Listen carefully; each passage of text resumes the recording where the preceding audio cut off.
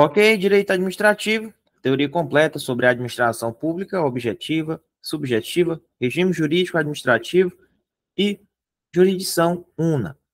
Também iremos falar um pouco sobre a questão dos serviços públicos, responsabilidade civil do Estado, né, e outros temas pertinentes. Ok? Então, aqui é mais um assunto introdutório sobre o tópico. Vamos lá, pessoal. Então, a administração pública. O que seria a administração pública e o que é o direito administrativo? A administração pública, pessoal, ela é fundamental no âmbito do direito administrativo. Antes da gente começar a entender, nós temos os governantes, nós temos os representantes do povo,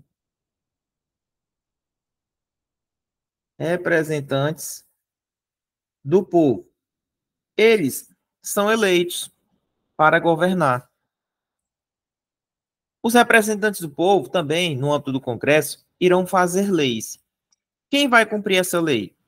A administração pública. Então, os servidores, aqueles que passam no concurso, vão cumprir aquilo que é dito pelos nossos representantes. Então, a administração pública, ela é fundamental no direito administrativo. Então, o direito administrativo, ele vai tratar da organização e do cumprimento das atividades realizadas pelo Estado, ou seja, é a organização das atividades que são realizadas pelo Estado para atender às necessidades da sociedade.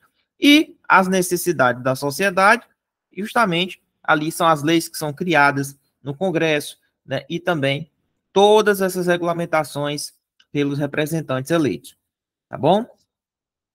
Tipos de administração pública. Eu tenho uma objetiva e tenho uma subjetiva. A administração pública, ela pode ser vista, pessoal, sobre dois enfoques. No sentido objetivo e no sentido subjetivo. O sentido objetivo é o sentido material dela. O sentido subjetivo é o sentido formal. Mas o que seria isso, professor? No sentido material, ou também chamado objetivo, a administração pública são as atividades que são desempenhadas ali pelo Estado, né? São as funções exercidas para satisfazer as necessidades coletivas. Então, por exemplo, aqui, a construção de uma escola pública. Pessoal, isso é uma ação, são atividades. Eu estou falando aqui administração pública no sentido objetivo. Então, são os atos que são praticados para concretizar o interesse público, né? Por exemplo, uma prestação de serviço público, serviço de polícia administrativa, o fomento, a intervenção, tudo isso são características da administração pública em sentido objetivo material. Por exemplo, a fiscalização sanitária, que é realizada em restaurantes para garantir a saúde pública. Então, essa fiscalização, esse ato, é administração pública em sentido material objetivo. Em sentido formal ou subjetivo, o que seria essa administração? A estrutura do Estado. São os agentes públicos, são os órgãos, aquele prédio que você vê, são aquelas pessoas com a farda.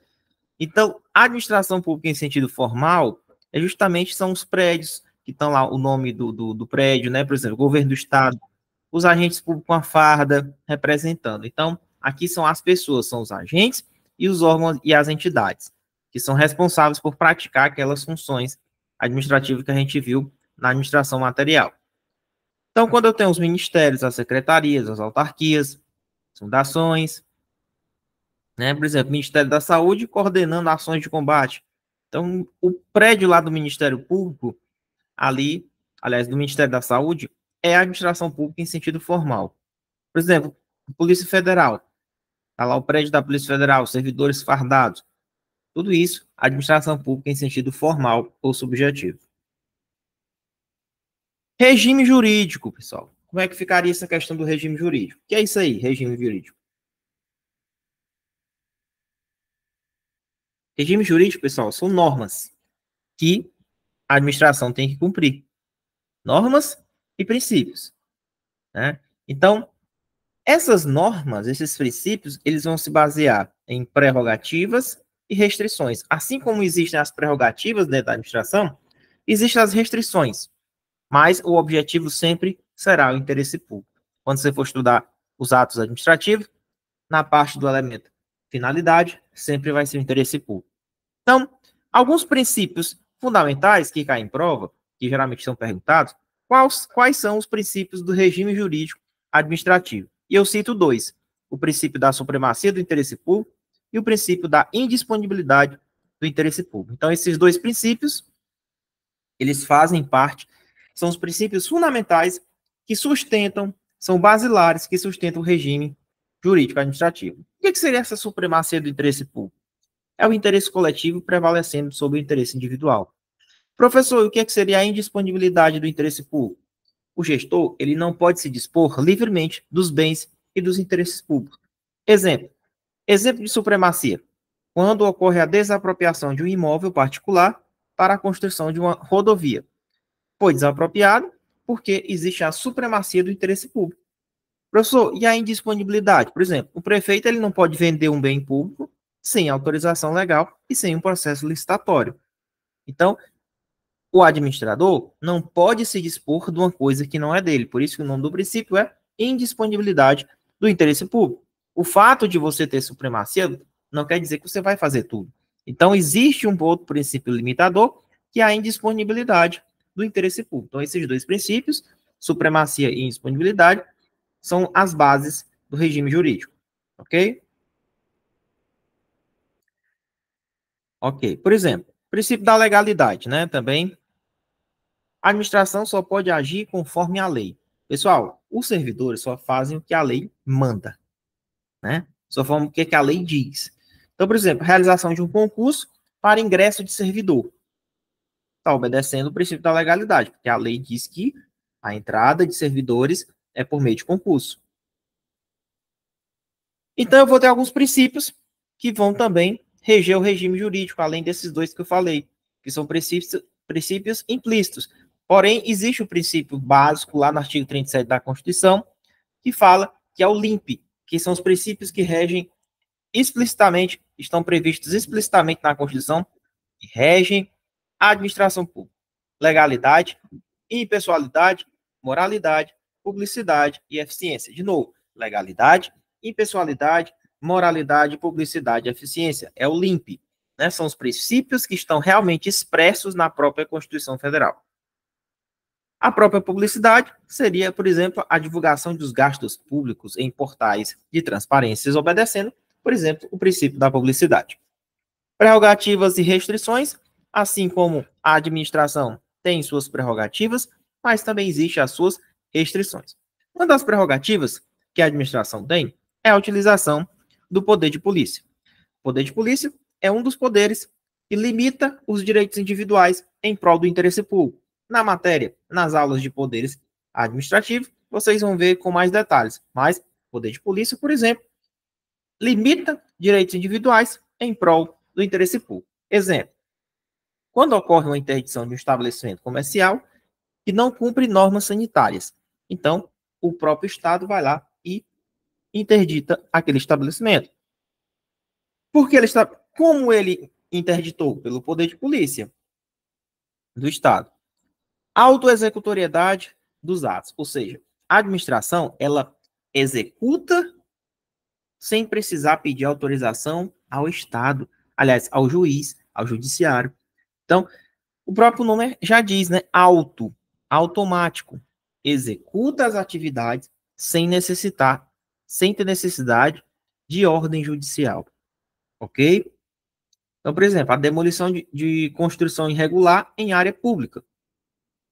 Pessoal, é uma construção irregular em área pública. Existe o poder de polícia. A administração tem essa prerrogativa de ir lá e demolir. Lembrando, professor, mas faz coisa julgada no sentido administrativo? Não, todos. Até mesmo esse cara da construção, se ele se sentir prejudicado, ele pode provocar o judiciário, porque a nossa jurisdição, ela é jurisdição una e só faz trânsito em julgado no judiciário, tá bom? Diferentemente do sistema francês, que existe tribunais administrativos e penais, né? Os tribunais judiciais. No Brasil, não. Existe o judiciário como a última palavra.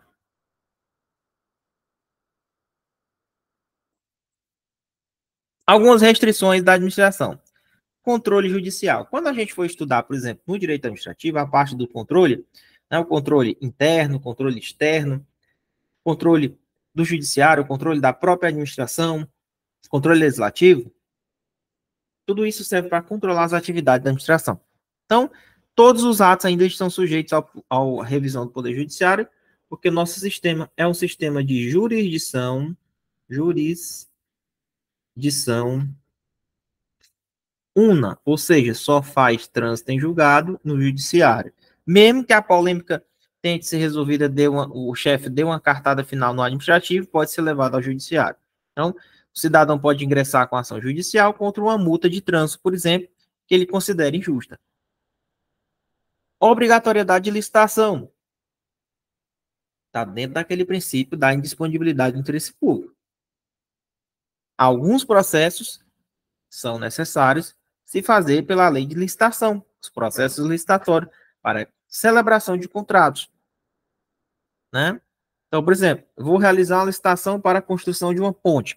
Ele vai escolher a empresa que vai melhor se adequar para que construa a ponte, para que a administração pague essa empresa para construir, né? Então, existem restrições de controle e a questão da licitação. Jurisdição una, que é isso? É como eu já falei, o Brasil adotou o sistema de jurisdição una, o inglês, né? O Poder Judiciário dá a sua palavra final.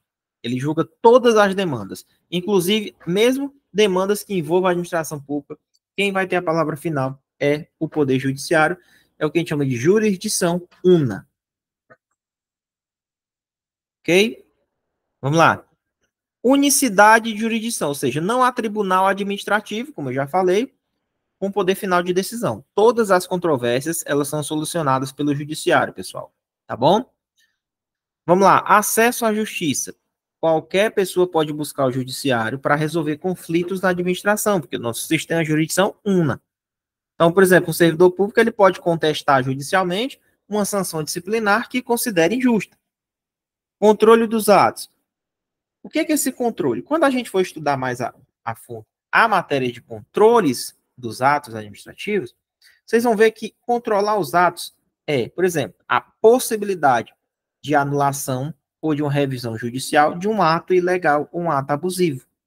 Então, o controle serve para isso, para identificar se existe um ato abusivo ou não. Então, por exemplo, uma anulação do juiz de um ato de licitação com irregularidades. Então, houve um controle que descobriu o problema e levou ao judiciário para anulação. Né?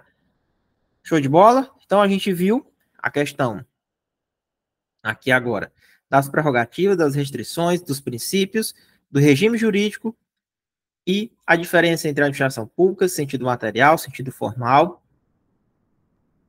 Vimos também a questão da jurisdição una e agora a gente vai resolver algumas questões, né?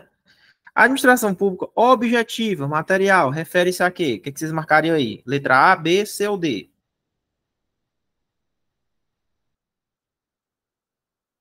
Pronto. As atividades desempenhadas pelo Estado para atender o interesse público. Em sentido material é isso. Se ele falar dos agentes públicos e das entidades, aí é em sentido formal. 2. Qual o princípio do regime jurídico administrativo estabelece que o interesse coletivo prevalece sobre o individual? É o princípio da supremacia do interesse público, que é um dos princípios que rege o regime jurídico administrativo. Tá bom? 3. Um exemplo de prerrogativa da administração pública. Me dê um exemplo de uma prerrogativa dela. Obrigação de realizar licitação, controle judicial, controle. Realizar a licitação está dentro de quê? De restrições.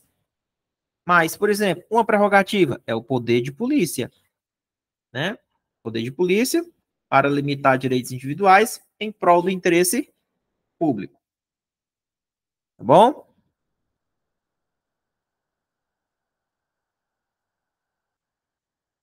4. O sistema de jurisdição una adotado no Brasil significa que o que, é que seria esse sistema de jurisdição una?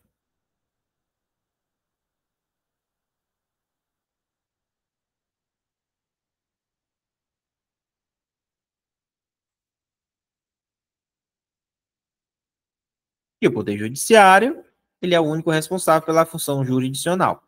Tá bom? Não existe no Brasil, por exemplo, tribunais administrativos. 5. A obrigatoriedade de licitação pela administração, ela é o quê? Ela é uma prerrogativa ou restrição? Ela seria o quê? Restrição. Né? Restrição do regime jurídico administrativo. Letra B. Fontes do direito administrativo. Vamos lá. Professor, questão das fontes, né? Isso. Fontes do direito administrativo. Quando a gente fala fonte, a gente tem fonte primária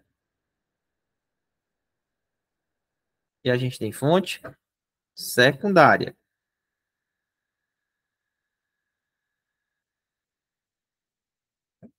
Primária e secundária. É isso, professor? É. Fonte primária, fonte secundária. O que são fontes? Consultas, locais onde você, que é administrador, vai consultar para que você faça suas atividades do dia a dia. Imagine como você é um servidor público. Qual a sua fonte primária? A lei, a Constituição, a lei. As medidas provisórias, por exemplo, que são atos com força de lei, né? Que são editados pelo Poder Executivo, em situação de urgência. Então, são as leis, é a Constituição. O que é que são fontes secundárias? São consultas.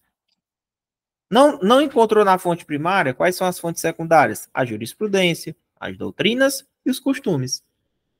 Jurisprudência são decisões de tribunais, doutrina são opiniões de juristas e costumes são práticas reiteradas e aceitas pela administração ao longo de um tempo.